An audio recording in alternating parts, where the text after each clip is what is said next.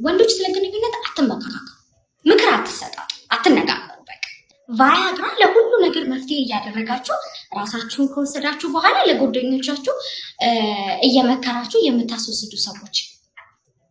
ቫያግራ ማለት ነው አሰራሩ የደም ስሮችን ሰፋ ያደርጋል። ስለዚህ ብልት አካባቢ ያሉትን የደም ስሮች ስለሚያሰፋ ከልብ ማክሲመም አማውንቱን ደም ወደዛ ይወስዳል።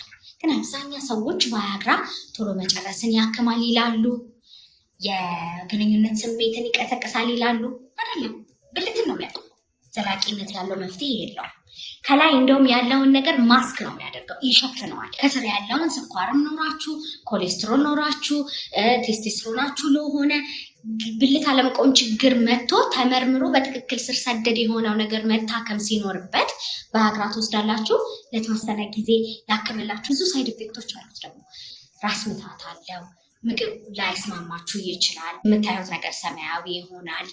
በጣም ሳይኮሎጂካሊ ዲፔንዳንት ያደርጋችኋል። ከሆነ ጊዜ በኋላ ቫያግራ ባያስፈልጋችሁ ራሱ ያለ ቫያግራ ፐርፎርም ማድረግ የማትችሉ ይመስላችኋል። መሳቀቅ ትጀምራላችሁ። ስለዚህ ሳይኮሎጂካሊ ዲፔንዳንት ትሆናላችሁ እዛ መድኃኒት ላይ ማለት ነው። ቫያግራ ላይ ያሉትን ነገሮች ዛሬ እናገራለሁ። አንደኛ ቫያግራ ስሜትን አይቀሰቅስም። ሁለተኛ ቫያግራ ለቶሎ መጨረስ ህክምና አይሰጥም። ሶስተኛ ቫያግራ በ100 ሚሊግራም አይጀመርም። 20፣ 50፣ 100 አለው።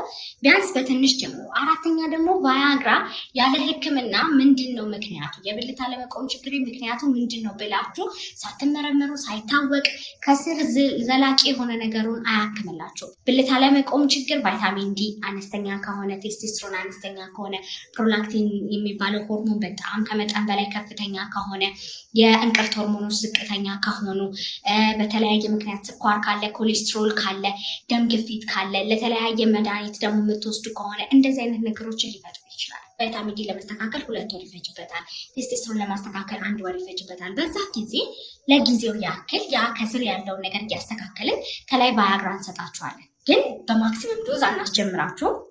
ሁለተኛ በየቀኑ የሚወሰድ አይደለም። ሶስተኛ ደግሞ ዲፔንዳንት እንድትሆኑ አድርገን አይደለም እናዘላችሁ። ተረዳችሁኝ አይደለ? ብልት አለመቆም ችግር እየተቸገራችሁ ከሆነ፣ በቶሎ መጨረስ ችግር እየተቸገራችሁ ከሆነ፣ ደማችሁ ውስጥ ስር የሰደደ ችግሮች አሉ። እነሱን መታችሁ መታየት አለባችሁ። ለቶሎ መጨረስ የሚታዘዙ መድኃኒቶች አሉ። ሆርሞን ካልተስተካከለ በመርፌ በኪኒን እናስተካክለዋለን። ግን መጀመሪያ ደማችሁ ውስጥ ያለው ነገር መመርመር አለ። ስለዚህ ማንኛውም የስንፈተ ወሲብ ነገር አስቸግሯችሁ መመርመር ከፈለጋችሁ ባዮ ላይ ባለው ቴሌግራም ሊንክ እየገባችሁ ቀጠሮ ማስያዝ ትችላላችሁ። በሬ ሁልጊዜ ክፍት ነው።